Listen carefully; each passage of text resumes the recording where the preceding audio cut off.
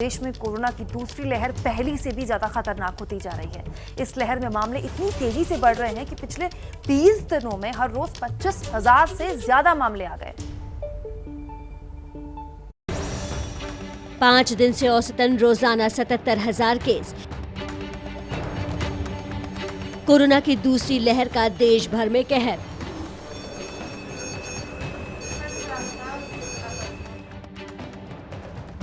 Corona के case तेजी से बढ़ रहे हैं, फिर भी लोगों की लापरवाही नहीं थम रही। लोगों में बढ़ती लापरवाही और पिछले दिनों एयरपोर्ट पर यात्रियों की स्क्रीनिंग में ढील की वजह से ब्रिटेन, ब्राजील, साउथ अफ्रीका और अमेरिका से आने वाले यात्रियों के साथ कोरोना का नया वेरिएंट भी भारत आ पहुंचा है। कोरोना के इस नए वेरिएंट की वजह से पिछले 5 दिनों में कोरोना केस का औसत 77,930 तक पहुंच चुका है। 31 मार्च को देश में कोरोना के 53,480 केस सामने आए थे। उसके बाद 1 अप्रैल को ये आंकड़ा बढ़कर 72,330 तक पहुंच गया।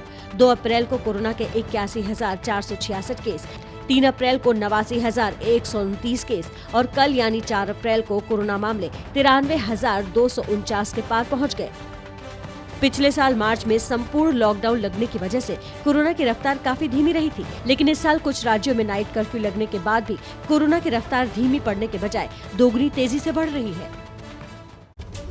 तो कोरोना का ग्राफ तेजी से बढ़ता नजर आ रहा है और महाराष्ट्र की हालत भी कुछ ऐसी है। महाराष्ट्र अब लॉकडाउन की तरफ दोबारा लौट चुका है। क्या है महाराष्ट्र के हालात और सरकार को क्यों होना पड़ा सख्त, देखिए।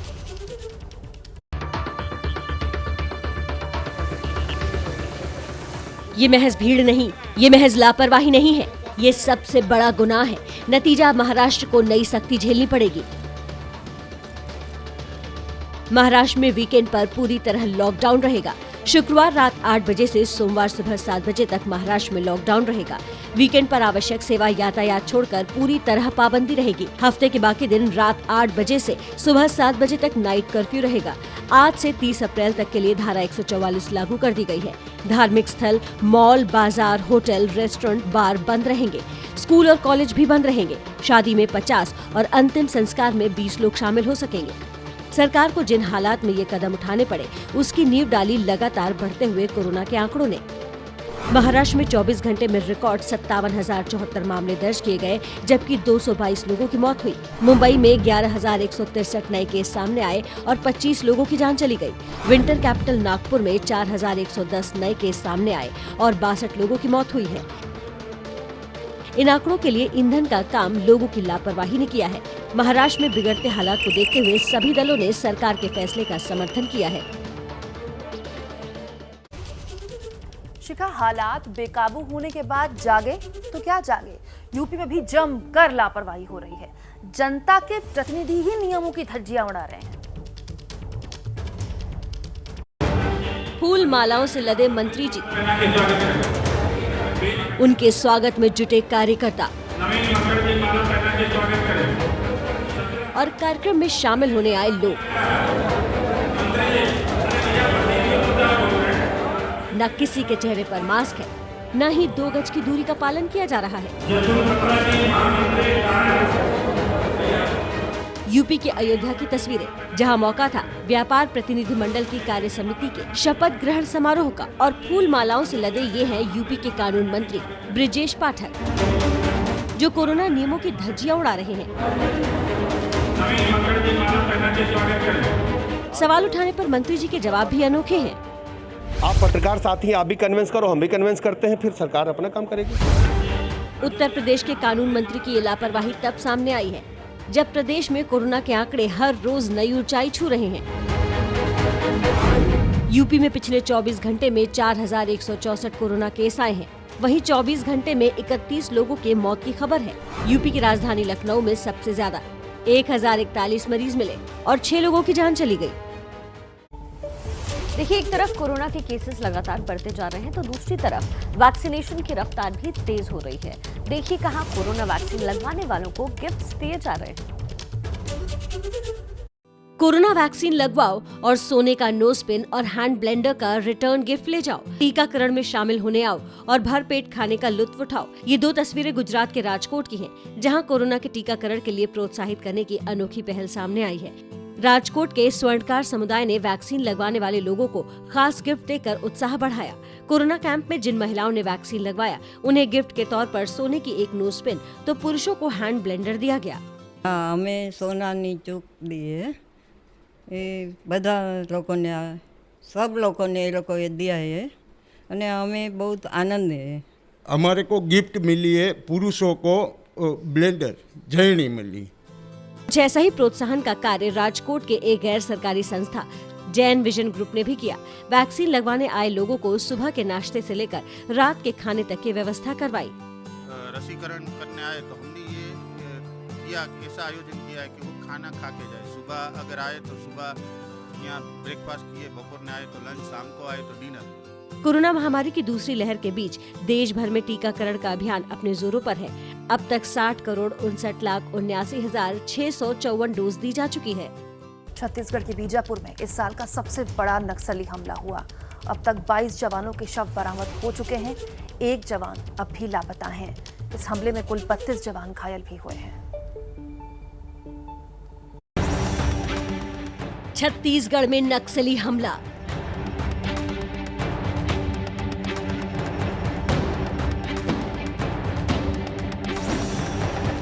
गृह मंत्री की दिल्ली में हाई लेवल मीटिंग।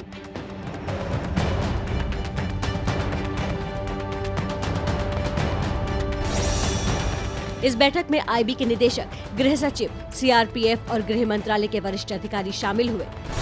गृह मंत्री अमित शाह असम के दौरे पर थे। जब उन्हें इस बारे में खबर मिली तो उन्होंने असम का अपना चुनावी दौरा बीच में छोड़ दिल्ली आने का फैसला किया। दिल्ली वो पहुंचे हैं। इस बीच में सीआरपीएफ के डीजी छत्तीसगढ़ में मौजूद हैं। इससे पहले बस्तर के बीजापुर में नक्सली मुठभेड़ में इतनी बड़ी संख्या में जवानों के शहीद होने की खबर सामने आते ही राज्य सरकार में हड़कंप मच गया।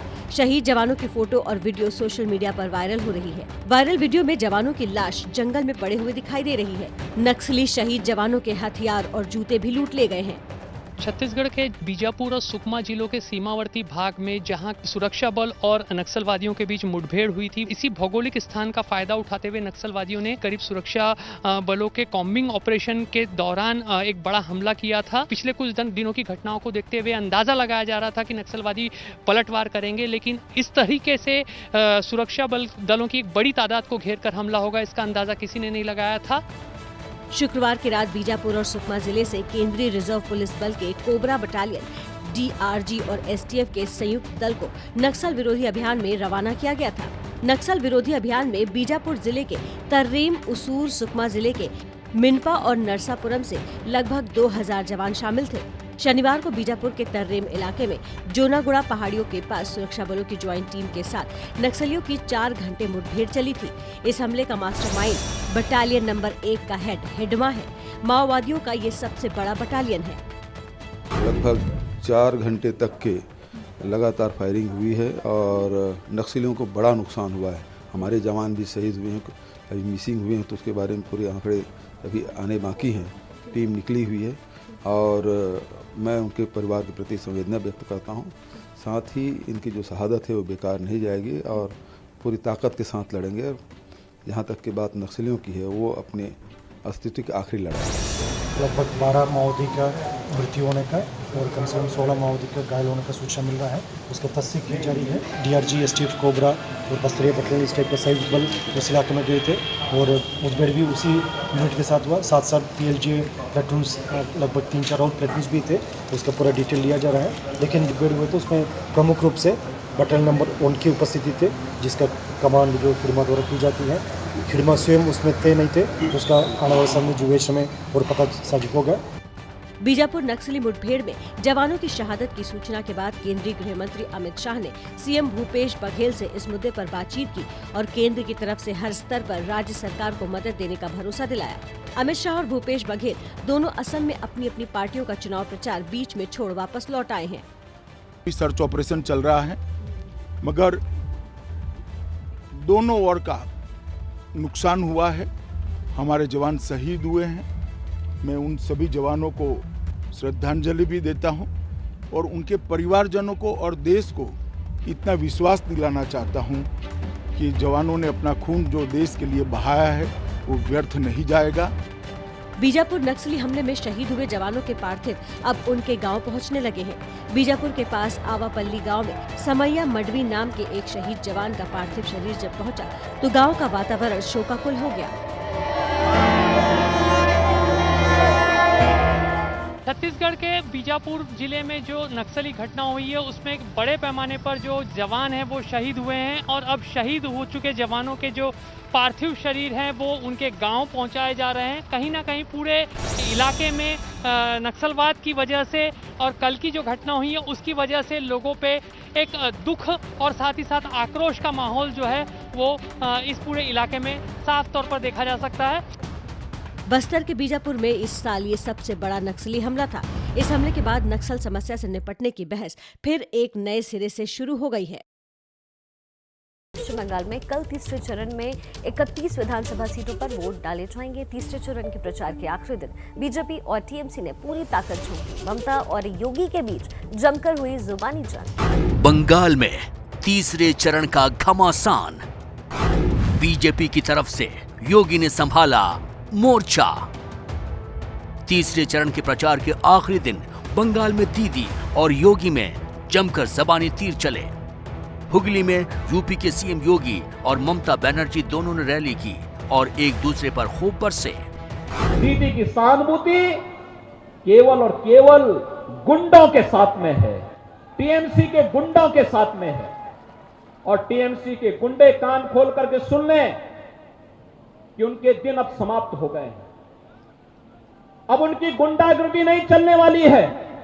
2 मई को जैसे ही काउंटिंग होगी, चुन चुन करके टीएमसी के गुंडों को जो अराजकता फैला रहे हैं, निर्दोष कार्यकर्ताओं को मार रहे हैं, गुंडों के खिलाफ ऐसी कार्रवाई होगी कि इनकी आने वाली कई पीढ़ियां गुंडागर्दी करना भूल जाएंगी।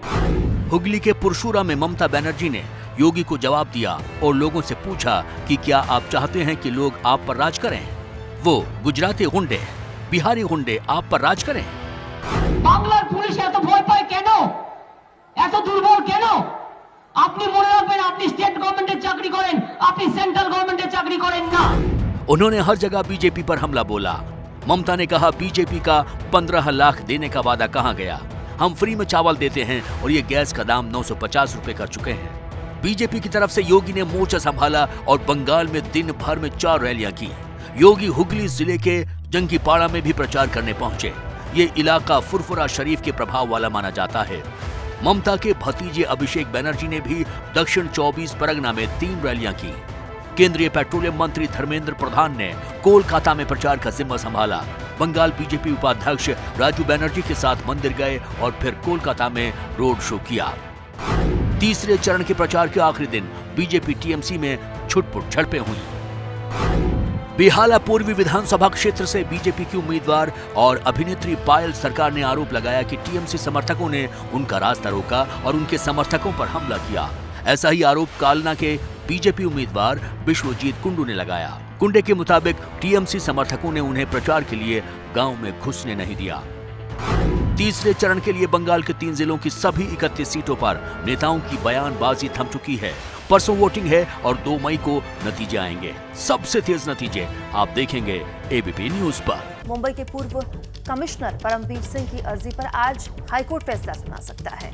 इस बीच एंटीलिया कांड में एनआईए की जांच में हुआ है बड़ा खुलासा। मीना जॉर्ज नाम की महिला निकली मिस्ट्री गर्ल। पूछताछ में पता चला है कि सचिन वाजे के साथ मीना का जॉइंट बैंक अकाउंट भी था। एंटीलिया विस्फोटक कांड में एनआईए पिछले 3 दिनों से मीना जॉर्ज नाम की महिला से पूछताछ कर रही है। मीना जॉर्ज वही महिला है जिसे मुंबई के ट्राइडेंट होटल में देखा गया था और उस वक्त उसे मिस्ट्री गर्ल नाम दिया गया था। एनआईए को सचिन वाजे और मीना जॉर्ज नाम का जॉइंट बैंक अकाउंट और एक लॉकर मिला है। एनआईए सूत्रों के मुताबिक मुंबई के डीसीपी बैंक के अंधेरी वर्सोवा ब्रांच में सचिन वाजे और मीना जॉर्ज का जॉइंट अकाउंट और लॉकर है। सचिन वाजे की गिरफ्तारी के बाद अकाउंट से लगभग 26 लाख रुपए निकाल लिए गए और महज 5,000 रुपए बचे हैं। जांच के दौरान लॉकर भी खोले गए और लॉकर में अब सिर्फ कुछ ही डॉक्यूमेंट्स बचे हैं। एनआईए अब इस बात की जांच करना चाहती है कि आखिरकार इन पैसों को किसने और क्यों निकाला? क्या मीना जॉर्ज ने इन पैसों को निकाला? तो आखिर क्यों? मीना जॉर्ज मुंबई के ट्राइडेंट होटल में नजर आई थी। होटल में रहने के दौरान चेहरा ढका था, पैसे गिनने की मशीन साथ में लेकर घूमती थी। 16 फरवरी से 20 फरवरी तक सचिन वाजे ट्राइडेंट होटल में झूठे पहचान पत्र दिखाकर ठहरा था और ये महिला वाजे से मिलने उसके कमरे में जाती थी। एनआईए सूत्रों के मुताबिक सचिन वाजे और मीना जॉर्ज के बेहद करीबी संबंध हैं। मीना सचिन वाजे के पैसे संभालने का काम करती थी। एनआईए को शक है कि मुंबई के बार, क्लब और रेस्टोरेंट से वसूले गए पैसों को ठिकाने लगाने का काम मीना जॉर्ज करती थी। गुरुवार को एनआईए की एक टीम ने मीना जॉर्ज के मीरा रोड स्थित किराए के घर पर सर्च भी किया था। एनआईए कोर्ट में सचिन वाजे ने अपने वकील के माध्यम से बताया कि उसका कोई जॉइंट अकाउंट नहीं है। अगर उसका अकाउंट है तो एनआईए ओपनिंग फॉर्म दिखाए। हालांकि कोर्ट ने दस्तावेज दिखाने की इजाजत नहीं दी। पिछले 2 दिनों से एनआईए मीना जॉर्ज से पूछताछ कर सचिन वाजे के राज खंगाल रही है। ट्रेन से सफर करने वाले यात्री पहले की तरह आज से जनरल टिकट लेकर यात्रा कर सकते हैं। कब, कहां, कैसे, जानिए। कोरोना की वजह से लंबे समय से बंद जनरल टिकट बुकिंग पर लगी पाबंदी आज से हटेगी। उत्तर रेलवे आज से 71 नई पैसेंजर ट्रेन चलाएगा। ज्यादातर ट्रेन दिल्ली एनसीआर के बीच चलेंगी। इस ट्रेन में यात्री जनरल टिकट अब मान्य होंगे। कोरोना को देखते हुए टिकट काउंटर पर लगने वाली भीड़ को कम करने के लिए रेलवे ने जनरल टिकट की ऑनलाइन बुकिंग की भी सुविधा शुरू कर दी है। हालांकि रेलवे के टिकट काउंटर पर भी पहले की तरह जनरल टिकट मिलते रहेंगे। केरल में चुनाव प्रचार थम चुका है, लेकिन केरल की कुछ तस्वीरें हैं जिनकी चर्चा खूब हो रही है। क्या है खास इन तस्वीरों में, देखिए।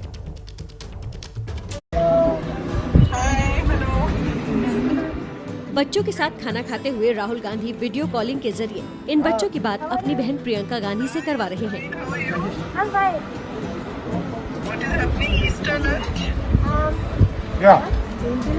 राहुल इन बच्चों को अपना नया दोस्त बता रहे हैं। मौका था ईस्टर का। तस्वीरें राहुल गांधी के संसदीय क्षेत्र वायनाड की हैं। विधानसभा चुनाव प्रचार के लिए केरल में राहुल गांधी बिल्कुल अलग अंदाज में नजर आ रहे हैं। राहुल के लिए एक बच्ची फूल लेकर सड़क किनारे खड़ी थी। काफिले के साथ गुजर रहे राहुल ने जब बच्ची को देखा तो रुककर बच्ची से फूल भी कबूल किया।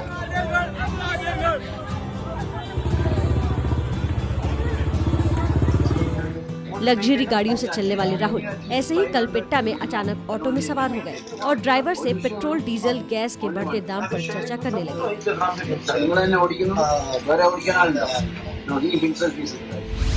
सबके बीच पहुंच जाने वाले राहुल के अलग अलग रूप से जहां लोगों के दिल जीतने की कोशिश नजर आती है, वहीं राजनीतिक लक्ष्य भी साधा जा रहा है।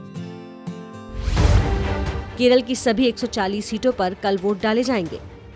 ऐसे में कांग्रेस के गठबंधन वाली यूडीएफ सत्ता में वापसी के लिए कोशिश कर रही है, जिसमें राहुल के अंदाज कारगर साबित हो सकते हैं। अगली खबर ना तो सुशासन की पोल खोल रही है और ना ही अव्यवस्था पर कुछ बोल रही है। वो तो मजबूरी दिखा रही है, और मजबूरी बिहार पुलिस की राइफलों की। राजकीय सम्मान में फायर होना था, बंदूकों ने साफ साफ कह दिया हम नहीं करते फायर वायर। देखिए। आखिरी दर्शन के लिए लाखों की भीड़। हजरत वाली रहमानी को राजकीय सम्मान की तैयारी। वर्दी पर कलफ लगाकर पुलिस वाले भी तैयार थे। देश के बड़े मुस्लिम धर्म गुरुओं में से एक हजरत वली रहमानी को मानने वाले भी इंतजार में थे। अधिकारी ने तो बकायदा आदेश भी दे दिया कि एक एक करके सलामी दो। बिहार पुलिस के इन रणबांकुरों ने बंदूक ऐसी शान से हवा में तानी कि मानो अपने हौसलों से आसमान में सुराख।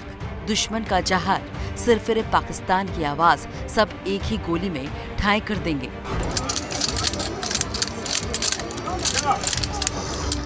लेकिन बिहार पुलिस की नाकामी के रविवार पर बंदूकों ने हड़ताल कर दी। एक एक करके सारी गोलियां लजाती शर्माती दुल्हन की तरह बंदूक के चैम्बर के घूंघट से ही ना निकली। सामने सूबे के डीएम, डीआईजी, एसपी मूक दर्शक बनकर अपनी पुलिस की चांदमारी देखते रहे। फिर मुंगेर के मुंगेरी लालों ने बंदूकें ठीक करने का बीड़ा उठाया।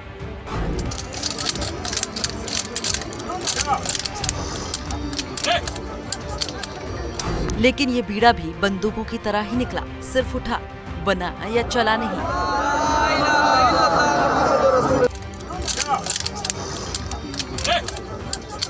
मौके की नजाकत और अधिकारियों के सामने होती मलानत देख बिहार पुलिस के कुछ संजय लीला भंसालियों के दिमाग का बल्ब जला। उन्होंने गोलियों का प्लेबैक करा दिया।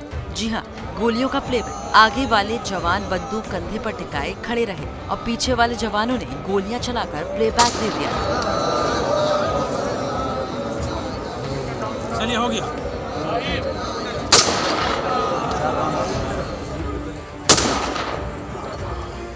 राजकीय सम्मान में चलनी थी 10 गोलियां, पर प्लेबैक में चली सिर्फ 4। आसपास के लोगों का सब्र भी जवाब दे गया और 4 गोलियों के बाद ही हजरत वली रहमानी को सुपुर्द खाक किया गया। इस बीच एक बड़ी खबर बाहुबली मुख्तार अंसारी को लेकर। बड़ी खबर यह है कि तमाम खींचतान के बाद आज पंजाब से यूपी लाया जाएगा मुख्तार अंसारी को। ब्रेकिंग न्यूज इस समय की यह है कि बांदा पुलिस थोड़ी देर में रवाना हो जाएगी पंजाब के लिए।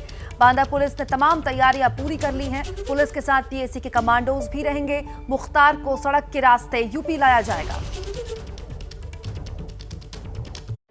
पंजाब की रोपड़ जेल में बंद मुख्तार अंसारी का कोई दांव काम नहीं आया। यूपी की जेल में बचने की तमाम जुगत के बावजूद उसे वापस लेने की तैयारी मुकम्मल हो चुकी है। डॉन मुख्तार अंसारी को यूपी के बांदा जेल ले जाने की जिम्मेदारी एडीजी प्रयागराज को सौंपी गई है। इस टीम के साथ आईजी चित्रकूट मंडल भी साथ रहेंगे। मुख्तार को सड़क के रास्ते बांदा जेल पहुँचाया जाएगा। जो भी जेल में आएंगे, जो उससे पहले भी कौन कौन अभी जेल में है, उसके बारे में भी पूरा जानकारी किया जाएगा। और साथ में जो बाद में कौन कौन जेल में अभी पहुंचेंगे, तो उसके बारे में भी प्रतिदिन इस पर सूचना रखी जाएगी और उसका कड़ी निगरानी रखी जाएगी। मुख्तार के आने से पहले बांदा जेल में सुरक्षा व्यवस्था बढ़ा दी गई है। जेल में आने जाने वाले लोगों और अपराधियों पर नजर रखी जाएगी। कोशिश इस बात की है कि मुख्तार अंसारी को जेल में सुरक्षित रखा जा सके। सुरक्षा को ध्यान में रखते हुए जेल के बाहर अतिरिक्त पुलिस बल को तैनात किया गया है। इस बीच मुख्तार के एम्बुलेंस मामले की जांच भी तेज हो गई है।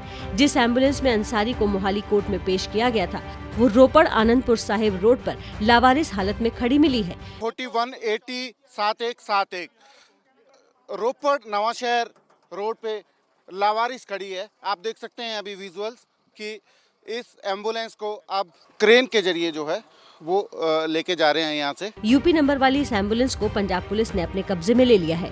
और देखिए, भारत में वैक्सीनेशन का दौर शुरू हो चुका है। योगी आदित्यनाथ इस वक्त वैक्सीनेशन करवा रहे हैं। आपको सीधा लेकर के चलते हैं, तस्वीरें दिखाते हैं लखनऊ से।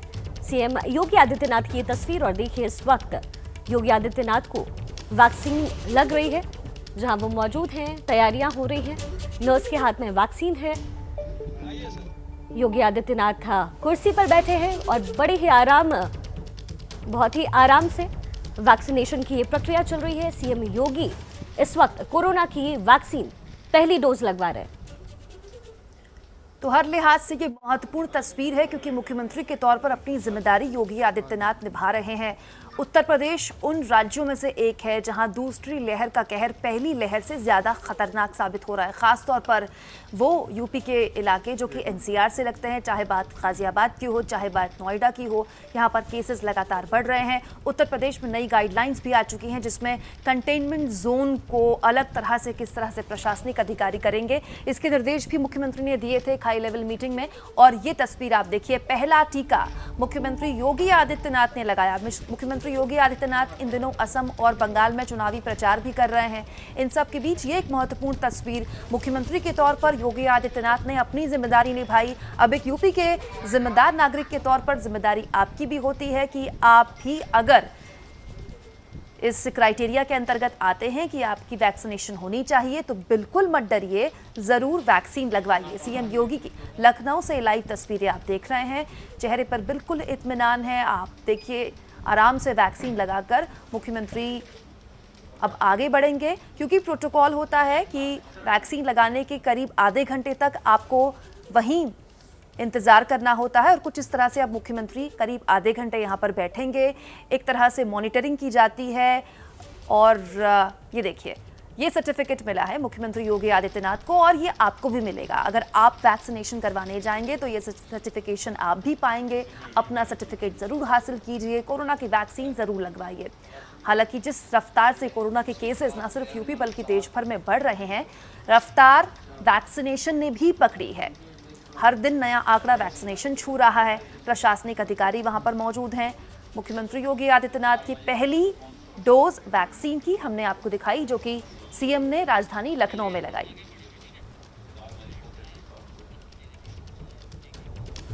और कुमकुम, ये तस्वीरें हर लिहाज से बेहतर है क्योंकि लोग कहीं ना कहीं परेशान थे वैक्सीनेशन को लेकर। चलिए अब आगे बढ़ते हैं और महाराष्ट्र की स्थिति आपको दिखाते हैं। महाराष्ट्र में आंशिक लॉकडाउन लगा तो दिया गया है, लेकिन जैसे जनता इस बात को लेकर कोरोना के खतरे को मानने के लिए बिल्कुल तैयार नहीं है। ताज़ा तस्वीरें मुंबई के दादर मार्केट से आई है, जहाँ रोज जैसी भीड़ नजर आ रही है। लगातार हम आपको कोरोना के बढ़ते केसेस के बारे में बता रहे हैं, लगातार कोरोना के बढ़ते ग्राफ के बारे में बता रहे हैं, लेकिन ये तस्वीर महाराष्ट्र की, आप जानते हैं एक दिन में महाराष्ट्र से 50,000 केसेस का आंकड़ा सामने आ रहा है। लेकिन ये तस्वीरें, ताज़ा तस्वीरें मुंबई के दादर मार्केट की है, जहां भीड़ कम होने का नाम नहीं ले रही। ना तो मास्क है और ना ही सोशल डिस्टेंसिंग।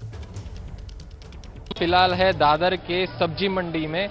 सब्जी मंडी में आप देख सकते हैं बड़े पैमाने पर भीड़ उमड़ी पड़ी है। बड़े पैमाने पर ये कोविड के नियमों की अनदेखी की जा रही है। यहाँ पर व्यवसायिकों की तरफ से और आने वाले लोगों की तरफ से ये मास्क भी ठीक तरीके से पहना नहीं जा रहा है। साथ ही सोशल डिस्टेंसिंग का भी यहाँ पर पालन नहीं हो रहा है। कल हमने देखा कि महाराष्ट्र में 57,000 से ज़्यादा कोरोना के मामले ये आगे आए हैं। साथ ही मुंबई में भी 11,000 से ज़्यादा ये मरीज मुंबई में पाए गए हैं। लोगों की तरफ से कोविड के नियमों की अनदेखी की जा रही है, ये हमें दिखाई पड़ रहा है। कैमरामैन योगेंद्र गुप्ता के साथ अभिषेक मुठाल, एबीपी न्यूज़, मुंबई। और इस बीच एक ब्रेकिंग न्यूज, हम बात कर रहे हैं बाहुबली मुख्तार अंसारी की, जिसे तमाम खींचतान के बाद आज पंजाब से आखिरकार यूपी लाया जाएगा। बड़ी खबर इस समय की यह है, बांदा पुलिस थोड़ी देर में रवाना हो जाएगी पंजाब के लिए। बांदा पुलिस ने तमाम तैयारियां मुकम्मल कर ली हैं। पुलिस के साथ पीएसी के कमांडोज भी रहेंगे। मुख्तार को सड़क के रास्ते यूपी लाया जाएगा।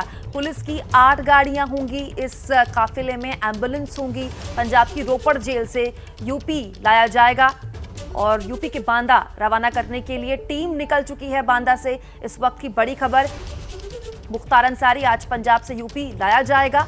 थोड़ी देर में बांदा पुलिस निकलने वाली है।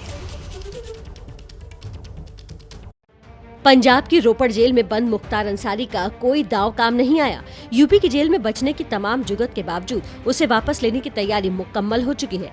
डॉन मुख्तार अंसारी को यूपी के बांदा जेल ले जाने की जिम्मेदारी एडीजी प्रयागराज को सौंपी गई है। इस टीम के साथ आईजी चित्रकूट मंडल भी साथ रहेंगे।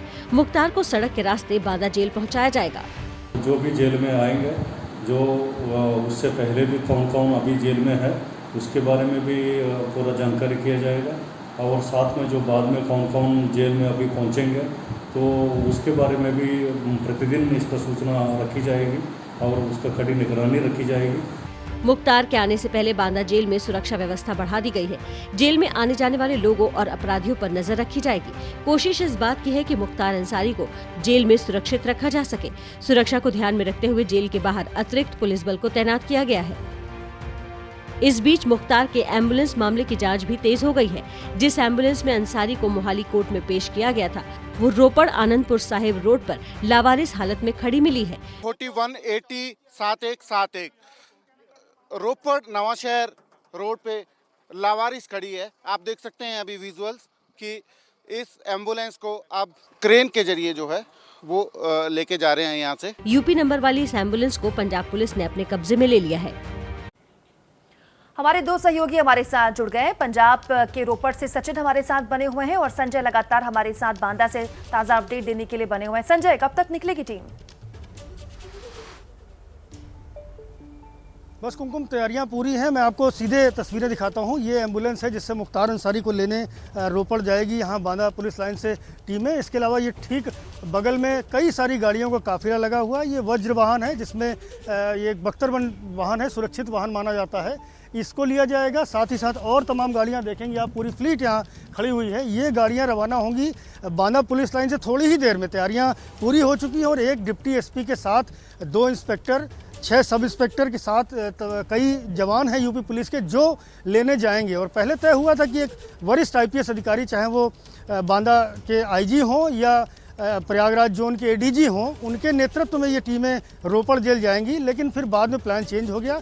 एक डिप्टी SP स्तर का अधिकारी बांदा से थोड़ी ही देर में इन पूरी पुलिस फोर्स को लेकर के रवाना होने को तैयार हो गया है। जी कुमकुम। जी संजय, आपको सीधा सचिन के पास लेकर चलते हैं जो रोपड़ जेल के पास इस वक्त मौजूद है। सचिन, इस वक्त वहाँ किस तरह की तैयारी दिख रही है, क्योंकि पंजाब पुलिस ने तो साफ कर दिया है कि शाम के 6 बजे के बाद उनकी तो कोई जिम्मेदारी नहीं बनती है।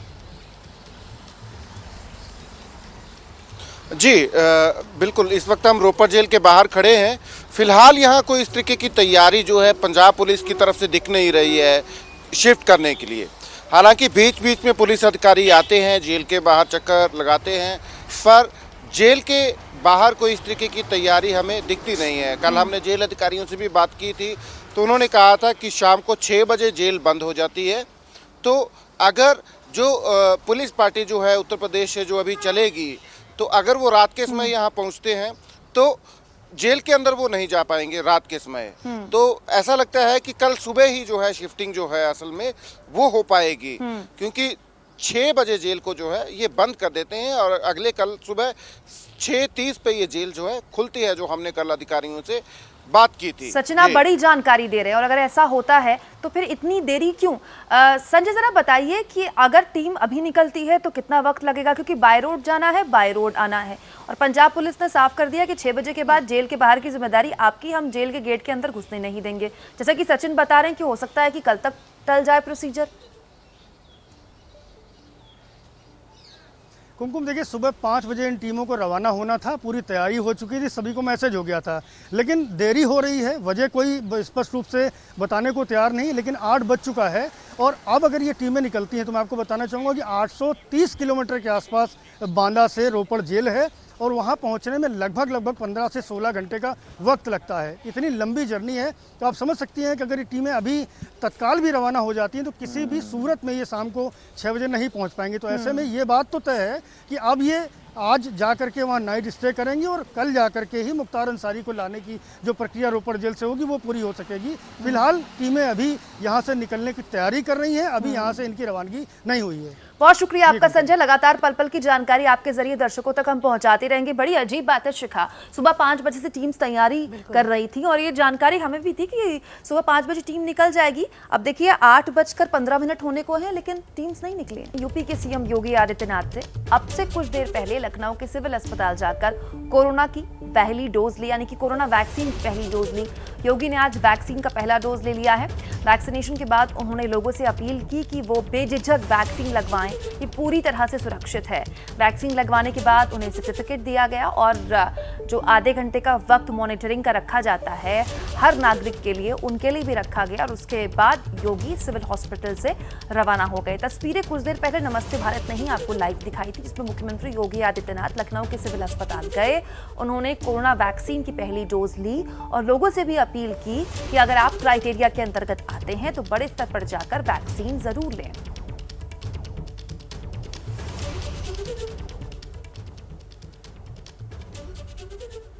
कोरोना महामारी के खिलाफ चल रही देश की इस लड़ाई में देश के और दुनिया के लोगों को बचाने के लिए भारत ने जो 2 स्वदेशी वैक्सीन लॉन्च की हैं, उसमें मैंने भी आज वैक्सीन ली है। देशवासियों को कोरोना वैक्सीन मुफ्त में उपलब्ध कराने के लिए आदरणीय प्रधानमंत्री जी का आभार।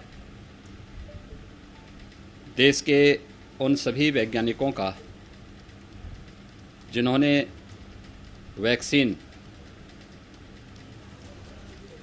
समय से 2 वैक्सीन भारत के अंदर लॉन्च की है, उनका मैं अभिनंदन करता हूं।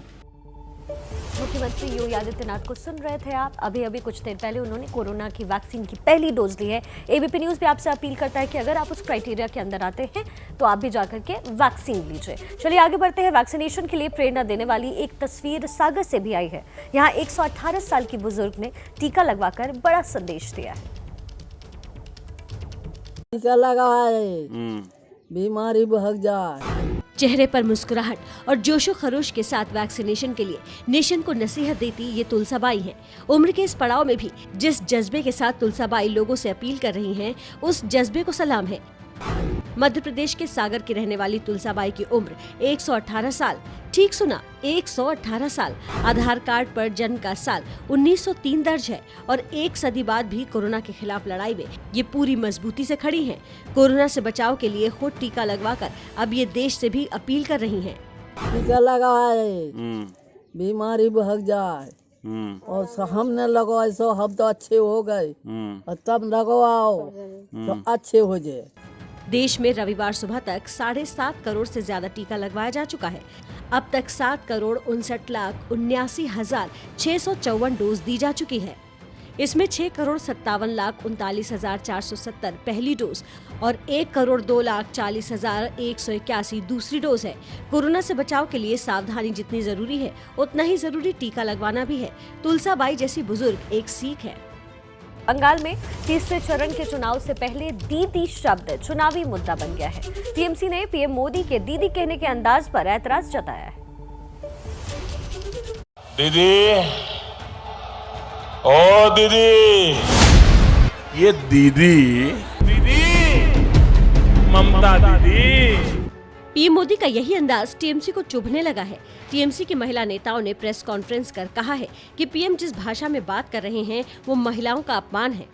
मंत्री, देश के प्रधानमंत्री, इस राज्य के मुख्यमंत्री जिसको सब बहुत स्नेह से दीदी बोलते हैं, ओ दीदी, इस शब्द को इस तरीके से प्रयोग करके दीदी का अपमान करना पश्चिम बंगाल की महिलाओं का अपमान है। ওনার প্রতি আমাদের দেশের প্রধানমন্ত্রী যে ভাষা বলেছেন, যেভাবে ওনাকে অ্যাড্রেস করেছেন, সেটা সত্যি কি বলবো, ইটস ভেরি আনফর্চুনেট। टीएमसी के इस वार पर बीजेपी अध्यक्ष जेपी नड्डा ने पलटवार किया। उन्होंने कहा कि टीएमसी जानबूझकर इसे चुनावी मुद्दा बना रही है। टीएमसी अपना आपा खो बैठी है। TMC has lost the mental balance. प्रधानमंत्री जी ने हमेशा आदर के साथ ही दीदी को संबोधित किया है। टीएमसी ने चुनाव आयोग के रवैये पर सवाल उठाए हैं। टीएमसी के मुताबिक चुनाव आयोग को लिखे 1460 पत्रों में से सिर्फ 3 के ही जवाब मिले हैं। इस बीच चुनाव आयोग ने नंदीग्राम में बूथ पर धांधली की ममता बनर्जी की शिकायत का जवाब देते हुए कहा कि आरोपों में कोई सच्चाई नहीं पाई गई है। इस वक्त एक बड़ी खबर आ रही है। केंद्रीय गृह मंत्री अमित शाह थोड़ी ही देर में जगदलपुर रवाना होने वाले हैं। जगदलपुर में अमित शाह शहीद हुए जवानों को श्रद्धांजलि देंगे। इसके साथ ही घायल जवानों से अस्पताल में मुलाकात भी करेंगे। बीजापुर नक्सली हमले में 22 जवान शहीद हुए हैं, एक लापता है जबकि 32 जवान घायल हैं और इस वक्त अस्पताल में भर्ती हैं। गृह मंत्री अमित शाह मुलाकात करने पहुंच रहे हैं। शहीद जवानों के घर पर भी पहुंचेंगे, वहां जाकर श्रद्धांजलि देंगे। कल ही गृह मंत्री अमित शाह ने बड़ी बैठक भी की है। बीजापुर में हुए इस नक्सली हमले को लेकर के हमारे साथ इस वक्त संवाददाता ज्ञानेंद्र तिवारी जुड़ रहे हैं। ज्ञानेंद्र, क्या कुछ ताजा जानकारी है और अमित शाह कब तक निकल सकते हैं? देखिए 10:04। ज्ञानेंद्र सुन पा रहे हैं आप? आवाज आ रही है? जी मैं सुन पा रहा हूँ। जी ज्ञानेंद्र, फिर से बताएं, आपकी आवाज कट रही थी। हाँ, मेरी आवाज अब तक आप तक आ रही है? जी बिल्कुल ज्ञानेंद्र, बताएं। जी मैं ये कह रहा हूँ कि दिल्ली से निकलकर 10:40 में पहुंचेंगे गृह मंत्री अमित शाह जगदलपुर एयरपोर्ट में। जगदलपुर पुलिस लाइन में वो शहीद जवानों को श्रद्धांजलि देंगे। उसके बाद बीजापुर जाएंगे। बीजापुर में सुरक्षा बलों के सीआरपीएफ के, पुलिस के, छत्तीसगढ़ पुलिस के वरिष्ठ अधिकारियों के साथ बैठक करेंगे। और एक जो महत्वपूर्ण जानकारी ये है कि नक्सल प्रभावित क्षेत्र के एक कैंप का भी हेलीकॉप्टर से दौरा कर सकते हैं गृह मंत्री अमित शाह।